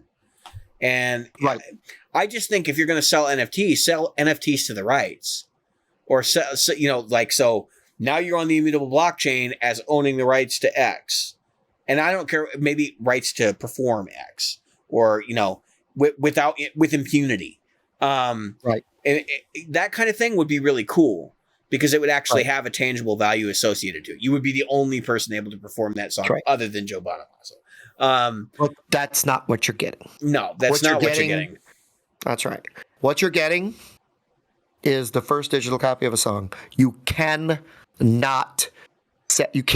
take it, put it into run it into whatever, and then sell that song. You cannot use it in a movie. You cannot put it as your opening to your podcast. You can't do anything that can be attached to making money from owning that thing. You don't own the publishing rights. You have literally donated money to Joe Bonamassa. That's what you did. You donated money to a rich guy. So I saw a podcast. I won't say who it was because I don't think he kind of really meant it in the thing that I felt when I heard it. But I was watching a podcast and it goes, if you don't want to buy, stuff, you can make donations. And I'm thinking to myself, donations to you? So if you'd like to donate to us, just reach out to one of us and we'll gladly take your money. Hey, you know what? Non-tax write-offable. I will NFT every episode of this podcast going forward and sell them to our listeners. Yeah. I'm not going to do that. My guitars for you. I'll make this very clear. I'm not going to do that. Not doing that. Exactly. First off, there's no value in our material, but second off, I have to laugh at the fact that exists. The ability to donate to someone that's like somebody donating money to Jeff Bezos for his dick rocket. Yeah, for his wiener rocket. Yeah. Let's face it, there were enough Dr. Evil jokes to last a lifetime from that one launch. Yeah. Johnson. No. Yeah. Anyway. Wiener. So let's move on to our final segment. Jim, you and I have had 3 weeks. My gig is probably further away than whatever one you're going to talk about, so I want to talk about it first, if that's okay. I played my first festival show. Oh, nice. I'm 36 years old. Yes, 36. Okay. And I played my first festival show, which I probably should have played in my 20s. But here I am, right, getting back on the saddle. And it was an interesting scenario. So going back to my medication situation, I was taking a medication that was making me very manic. And the manic stuff was heightening my anxiety, and my anxiety leads to anger, and anger leads to hate, and hate leads to the dark side. If you didn't know, hate leads to the dark side. So basically, what happened was that morning, I had gotten everything ready. It was all on the cart. I was ready to go. I knew that I had to park in a specific place. I had driven by the venue. I knew where that place was, and they were going to shuttle us to the stage, which actually wound up not being that far a walk. But the rest of the guys were pissing and moaning because there was another parking lot that was for the other stage that was actually facing us. So they were swapping A and B. If you've never been to a festival where they did that, that's what we were doing. We were on the A stage. They were on the B stage. And the B stage had more convenient parking. They were actually able to pack back their trucks right up to the stage and literally just take stuff up the ramp. Whereas the A stage, we had a stairway to the side where we were able to take stuff up on stage. And so this is where things start to get interesting, right? So like I'm on this medication that makes me like the Prince of Darkness pretty much. And these guys are bitching about, we're going to park over in the B lot so we can unload and then and we'll just leave our cars there. They're not going to say anything. And I'm like, they basically told us in the thing, if we park in the B lot, they're going to make us move. And they made it very clear where we are supposed to park. And it's actually, I'd driven by there and I saw that there were cones and we had like specific parking spaces, which were relatively convenient. And I went off and I sent them a copy of the email, like took a screenshot from on my computer, like, look at what they said. And like, that was, I'm trying to emote exactly how I felt about this. Like, look at this. What are you doing? So I finally just said, screw them. And I went and I drove up there and I parked in the appropriate parking space. And shortly thereafter, band leader showed up and he parked in an appropriate parking space. And then I didn't see anybody else. So I texted the staff guy who came in a golf cart. And we loaded my gear on the back of the golf cart. And then I got on. He's like, oh, well, if you can get on, you can sit back here. So I had my guitar on my back and I'm sitting on like this little trailer thing that's attached to the golf cart. And there's just enough space to get my Fillmore in there long ways. So Fillmore's probably, I'd say 20 inches long. And so I had my box of cables behind me and my Captor X on top of that. And I had two rails on either side. So I just held on for dear life. This guy was like an Indy car driver.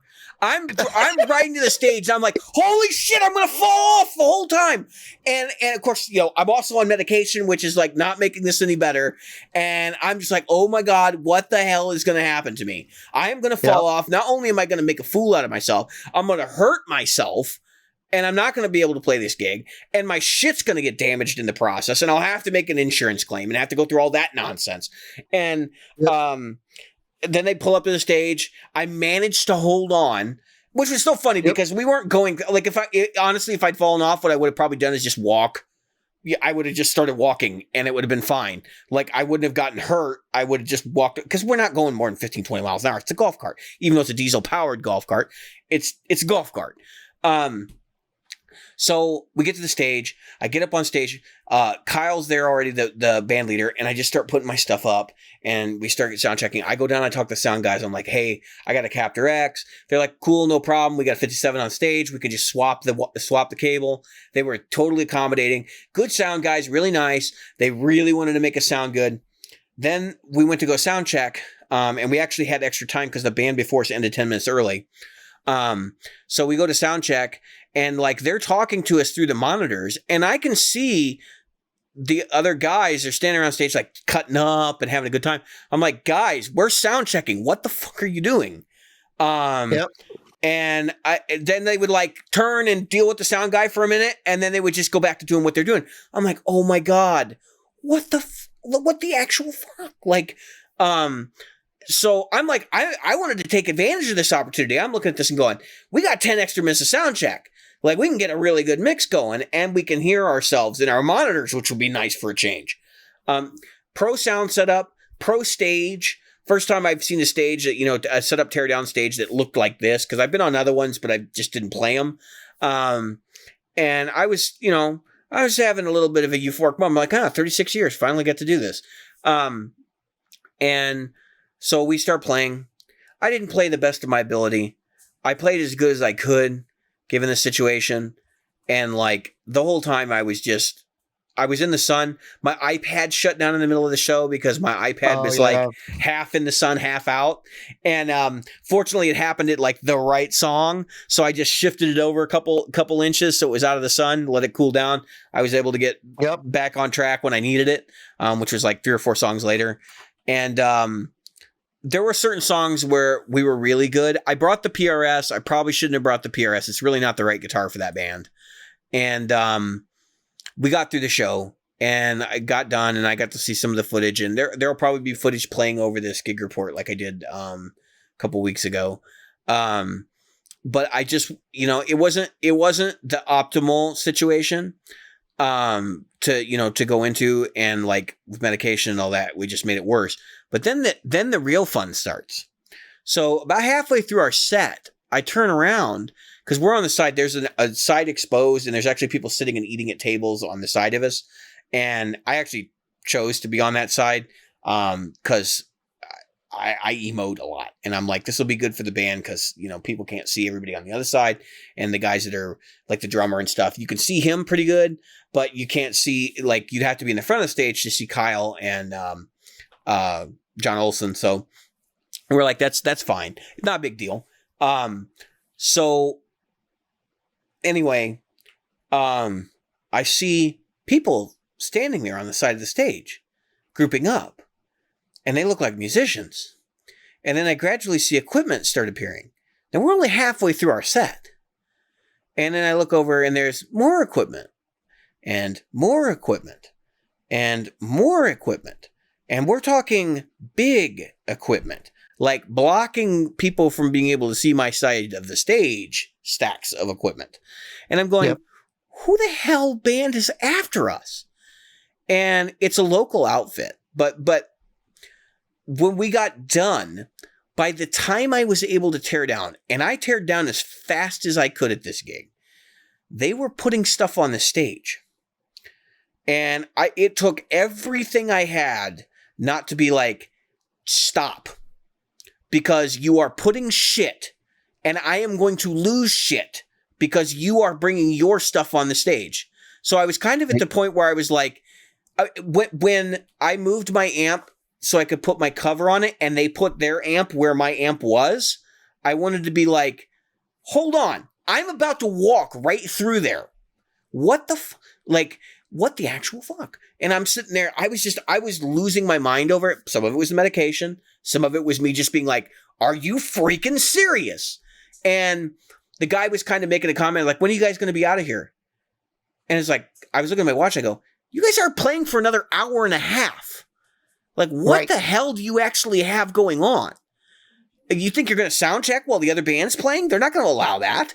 Like, what the actual fucking, like, so, I get all my stuff off stage. I actually stage it down next to the stage. I have some people with me, so they help me babysit my gear while I'm waiting for the golf cart to come pick me up. And as I'm babysitting my stuff, I see what this band actually has and the kind of crap. Now, let me give you an idea of what the size of the stage was. It was probably, I want to say like 15 by 12 or 17 by 15. It was not big, okay? And this band had 2 full stacks, which they were putting on the stage, 2 cabinets next to each other, a Hammond organ, a Leslie rotating speaker cabinet, multiple keyboards, and there were mics up there for 3 vocalists. They had a drum kit with double bass drums, like big old drum kit. Way too big for that stage. And they're trying to shove all this stuff on the stage. And they literally have like 10 guys helping them do it. And I'm just sitting there, I'm shaking my head. It's like, you guys aren't even getting paid for this. And not only that, you're playing on this little ass stage with gear that probably wouldn't fit on a big festival stage. Where I'm like, you guys are crazy. Like, what in the hell is actually going on? I won't mention the name of the band because it is embarrassing. But I know I got on the golf cart with the promoter and he loved us. I don't know what his deal was. But he's like, what? He's like, I actually was, he said, I was actually over here. He said, the cart was parked around the corner. He said, I was standing there and I was watching them, bring in the Hammond and stuff. And he's like, what the hell do they actually think they're going to do with all this? How are they going to get this all on stage? Like, I said, I have no idea. I said, somebody's going to be standing next to the stage is what's going to happen. And he was just laughing. He's like, I had no idea because he's like, they play here almost every year. And he's like, they never bring out this kind of crap. And I'm like, somebody's got an ego and they want to boost their ego. So that's what this is. Because he's like, you guys had perfect setup and teardown. He's like, you brought a 1x12 combo. And he's like, you just ran the direct out. And he's like, it sounded great through the mains. And he's not even the sound guy or anything. He's the promoter, like the guy that works for the park district. And he's like, you guys were super easy to deal with. You did what you said you were going to do. You came in and, like set up and tear down really quick. You did a good sound check, which I was like, no, we didn't. And he was like, I don't understand why some of these bands, because he was talking about another band that was there the night before, who I've also had run-ins with before. And he's like, I don't understand how, these bands act this way. And I'm like, yeah, dude, I don't know. And I said, to be honest with you, like bands like that, I don't even know how much they're getting paid. I can't imagine they're getting that much because there's just no market for what they're doing right now. So I don't know. It's the whole thing. And apparently, so somebody told me that they stayed a little bit for their set and that was like the first time they performed post-COVID. But they also said that they don't really perform outside the Taste of Roselle Festival. So, it was kind of like, man, that's because they didn't have it last year. Like they only come out for that and like one other gig a year, So it was interesting. It was wild. It was crazy. When I got back to the car, I loaded everything up and just drove home. I was like, I'm not sticking around for any of this nonsense. But if that ends up being Old Stumpy's last gig, it was good. It was good while it lasted. It was fun. I wish those guys the best. I know some of them listen to the podcast. And thank you for the opportunity to play there and, all the other things we've done over the years. So, Jim, you've got a gig report. You got a big gig now. Like You seem kind of like you might be in over your head. You're like, I don't know if I can handle all this. Know, right? It's like, so we played locally. We had 2 get canceled because of heat and rain. So one big one that was big, that was 106 degrees. They were like, no, we're not doing it, because they were both outdoor gigs. Both outdoor gigs. Last night, both outdoor gigs, 106 degrees. Yeah, one with thunderstorms on top of it. Okay, because you were cutting it out. I wanted to make sure your audience were clear what was going on. I'm sorry. And one, the heat index of 106, and the other one had thunderstorms. Both big gigs. Am I okay now? Yeah, am I good? Perfect. All right, so we played another gig last night, and it was kind of a big deal. So our lead singer is very connected. So we had reps from, I don't remember what the company was, to be honest with you, but it was Shure or somebody like that, and Audio Technica. Okay. Audio Technica. Okay, they have a big AR department over there. Yeah, and so they had one of the artists there that also is connected, real life friends with our lead singer. So now we do a mix of 90s rock, like we don't go to the Nirvana end of it, but we do like Shine Down, or not Shine Down, that's 2000s, but Shine and things like that. So think Red Hot Chili Peppers, think what is it, Alice in Chains, think that kind of thing, Pearl Jam, that kind of thing. Sure. So we also do 2000 stuff as well. So anyway, not to go too in depth. Jim, can I ask a question? Do you do it all for the Nookie? Do you play that kind of 2000 stuff? Yeah, no, Limp Bizkit. No, thank God, no. Good Lord, no. I will not play that. I don't think that's. I'm so glad to hear that. I'm so glad to hear that. I don't draw a lot of lines on stage. That's one you draw. Yeah, I would do their version of what was the Who song, Behind Blue Eyes. Yeah, but I will not do that song. Not for any amount of money. So anyway, so we're up there and we only took one break.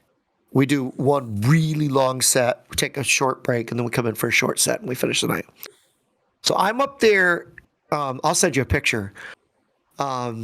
I'm up there in a white shirt that says "Never underestimate an old man with a Les Paul," and it's got a big old Les Paul across the front and everything else. So when he comes up to me, I got this.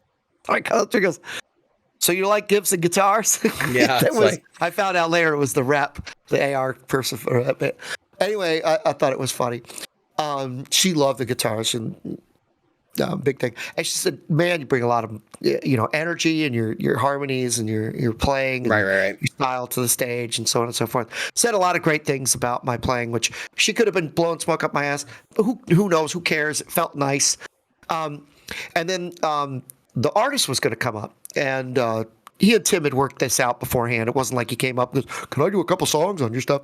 No, and Tim's got a nice high-end Taylor, so. He got on the Taylor and did the song just did the song solo. And did a couple of songs from his years, and he's a really a connected guy. And so his name is Jason Michael Carroll, and Carroll was with two L's, Michael CH. If you look him up. He came up with the Bro Country people, the Bro Country folks. But let me tell you something. I listened to the guy play. He did solo. He did 2 songs solo. I listened to him play. I listened to him sing. And you don't meet a lot of people who literally could go right off that microphone and that guitar and just the place exploded with like.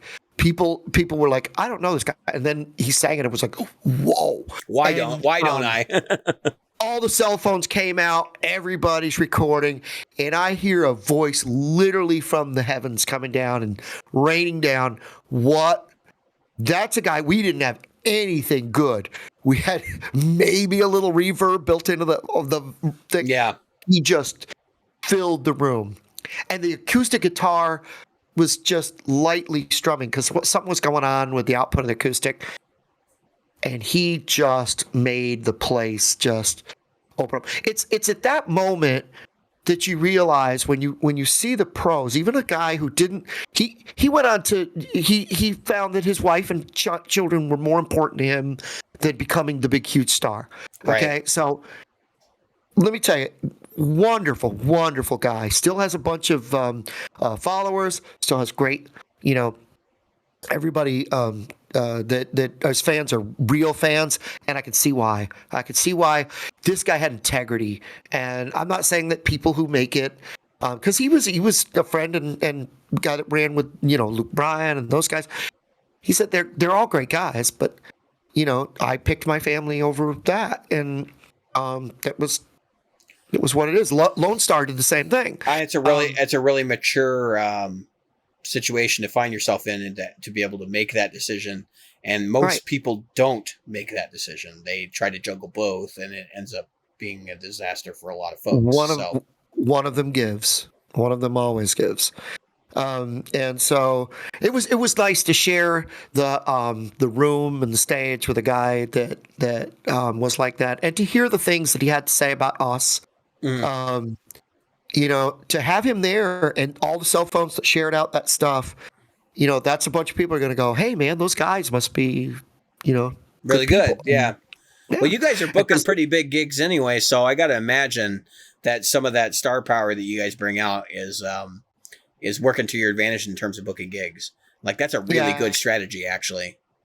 Yeah, I got to tell you this, though. It's funny because this is one of those sound on stage sounds shitty compared to the sound out.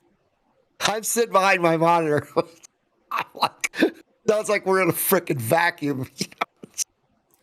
It's terrible. Luckily, I can hear my guitar behind me, and the lead singer's right next to my left ear. So I've got enough of his voice coming in because I'm singing harmonies for the most part. And of course, I'm playing based on what the drummer's right behind me. I had my Fender Twin, the Tone Master, plug going straight into the amp or straight into the PA. I really am enjoying it, for the most part. But let me tell you something. It was funny too, because I'm thinking to myself, I wonder what it sounds like out there. So during a short period that I could, I'm wirelessly going out into the room. I was like, wow, it sounds good out here. It sounds like dog shit up there. Yeah, and we were talking about that actually at Good Time. I was there Friday, and we were talking about the fact that how sound and really just sound in general, like, it's like a whole different world in certain places. And if you have a sound guy and those kinds of things, yeah, we had a sound. We can elaborate more on that at the end of this. Actually, I know you got more story to tell. So, oh no, yeah, that's pretty much it. I mean, the crowd was. This place was packed. They could not get drinks to people or food to people fast enough. Yeah. There was no room. There was no seats. It was standing room. Even outside, they had at first it was thunderstorms, so they had this place had like a big garage door that goes outside right to the beautiful canal that goes through a lot of high end boats and stuff. There's actually a marina right there. Right. So all these people are hearing us and listening to us and so on and so forth. And really high-end apartments and stuff that kind of wander in. And so you've got foot and water and road traffic. It's a big road, 4-lane that goes through. So it's really nice, really fun. And all of a sudden it's like you're realizing how many people can pack this thing. And it was packed. And I'm not saying that they didn't stick around for, Carol. It's just that it was amazing the number of people that came, stayed. Really, they danced. They enjoyed it. It was not that I've never had this, but it was nice to see again. It was nice to experience the thing. And when I sang "Hurt So Good," that was just an explosion of people enjoying the heck out of what we were doing. So I had a blast. I'm so I realize we might be looking, at maybe things going into a bit of a lull for a while. I don't think it'll last long. No, I think it's just it'll turn around as soon as the numbers drop. But Right. I do anticipate we are going to see a marked shift in policy from local governments and stuff. Right. So I got 2 shows coming up. I'm actually going to see Greg Koch on the 20th. Oh, nice. And I'll be Yeah, seeing that's right. I'll be seeing Mark Lettieri, I think, on the 7th of Oh, September. nice. So I got in a very small venue, the place where I actually do open jam. Yeah, they got Mark Lettieri coming in. Yes. No, wow. And I'm seeing Greg Koch actually at Brower House, where I used to do open mic, and I believe he's in the front room at Brower House. So it'll be interesting. Yeah. He'll be on the same stage that I've been on numerous times. That's not really a long drive for him, right? No, he's in Wisconsin. So Wisconsin, right? Is he in the Milwaukee area? Yeah, because he sounds like he's in like that. Yeah, he's in the Milwaukee belt. Yeah. So it'll be fun.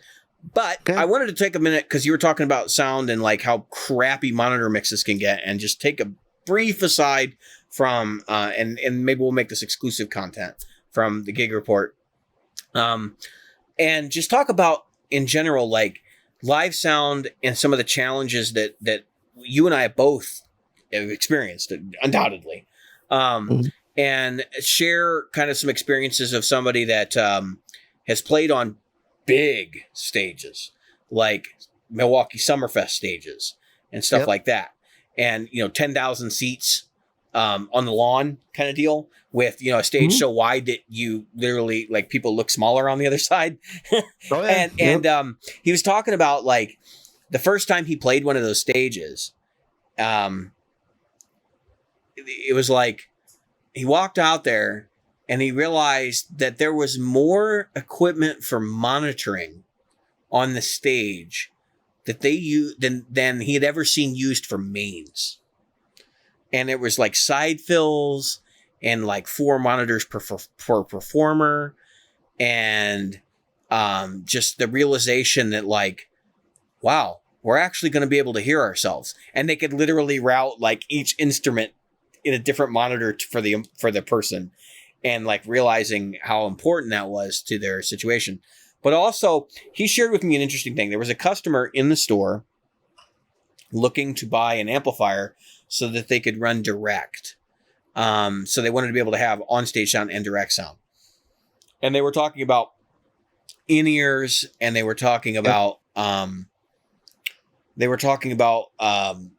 equipment, and how their PA really wasn't adequate, so they didn't want to go to a 412, but they wanted to have they wanted to be able to hear themselves.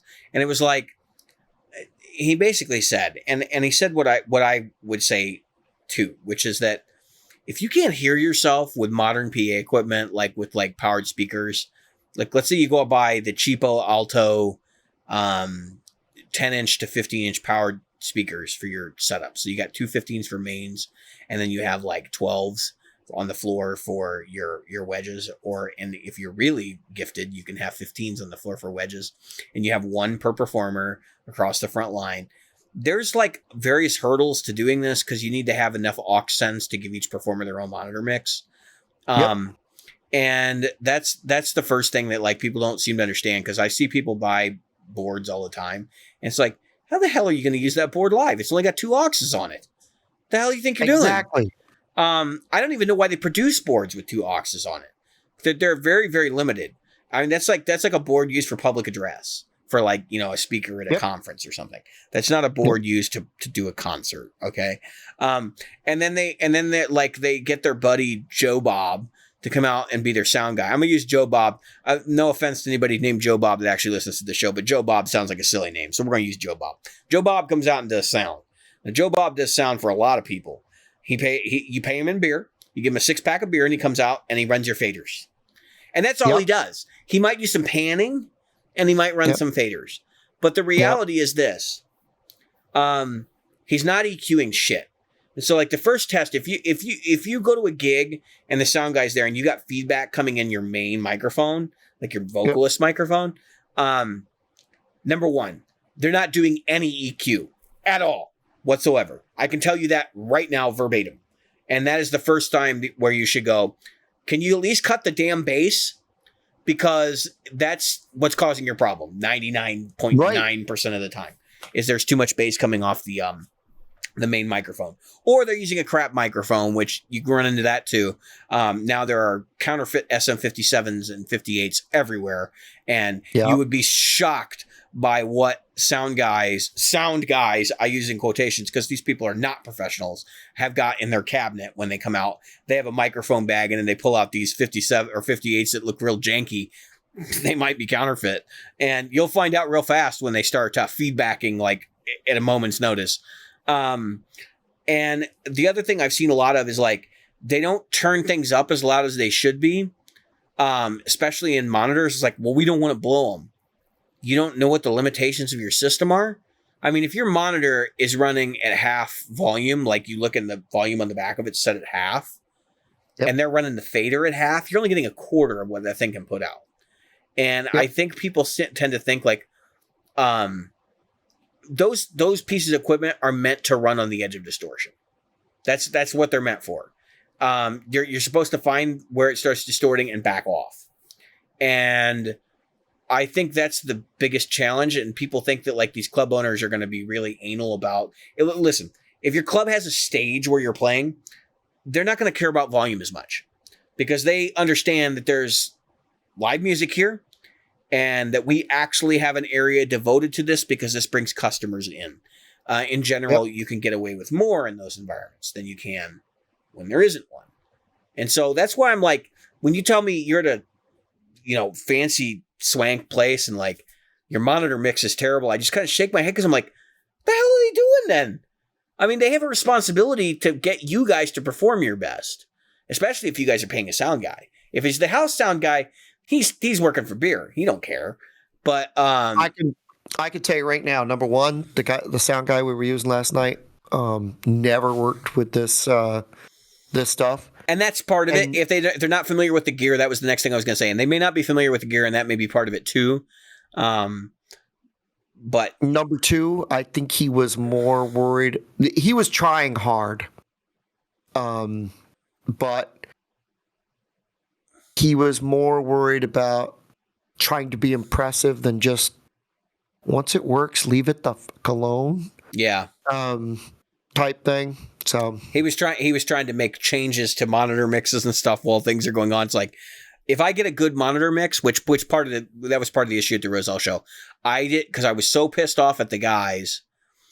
I didn't like really work on my monitor mix when we were sound checking. They're like, can you hear drums? Can you hear? And I'm like, yeah, I can hear them. And I'm sitting there thinking like, maybe I could hear a little bit more of my guitar, and I just didn't voice that. And that was my fault. But in that kind of situation, that would be my fault, right? But like when you're dealing with things like EQ and the front of house stuff, like that's all them, and so it's a two-way path. But like you said, you can run into guys who are just not familiar with the system too. And so like they're trying to make changes on the fly because that's what they're used to doing. But what they don't realize is because I don't know the system well enough, like I'm just making mistakes left and right, and it's causing problems on stage. I've definitely been in some situations like that before. But it was just, I wanted to get across the fact that like there were some things told to me that really seemed to resonate in that conversation. And one of the ones that really got me, and I'm sure Pat would tell everybody this story, Pat from Good Time Music, he's the owner purveyor there, would say, and I thought this is great wisdom. When you go on stage and you turn your equipment up, if the sound guy says to you, you're going to overpower my PA, you've got the wrong sound guy. And he said, and then he turned around and he kind of reversed it. And he said, when you go on stage and the sound guy goes, you can turn it up if you want, like give me just set it up the way it sounds good and we'll work with it. That's the sound guy you want. And those guys do exist. They're just few and far between. especially Right. nowadays. There's just not market for those people to have permanent employment doing that kind of work. Now, he was fortunate enough. He was in the time period when, those guys were still around. Many of them were still in the field. The live music climate had not changed enough that they like dropped out of it. And so it worked out for him. He got really good sound guys that did most of their shows, and really took care of them. But he also ran into situations like club dates where the house sound guy is also the bartender, and it's like, no, you're going to let me touch the board because you obviously don't know what you're doing. And I have run into those guys before. Unfortunately, I would rather have a sound person who knows two things: their gear, okay, and the gear they're using, number one, and number two, more importantly, the place. Yeah, you said it. All right. Well, I think that's it for tonight. I have been David. I've been Jim. And tonight we've been Practical Guitarists. Yes, we have.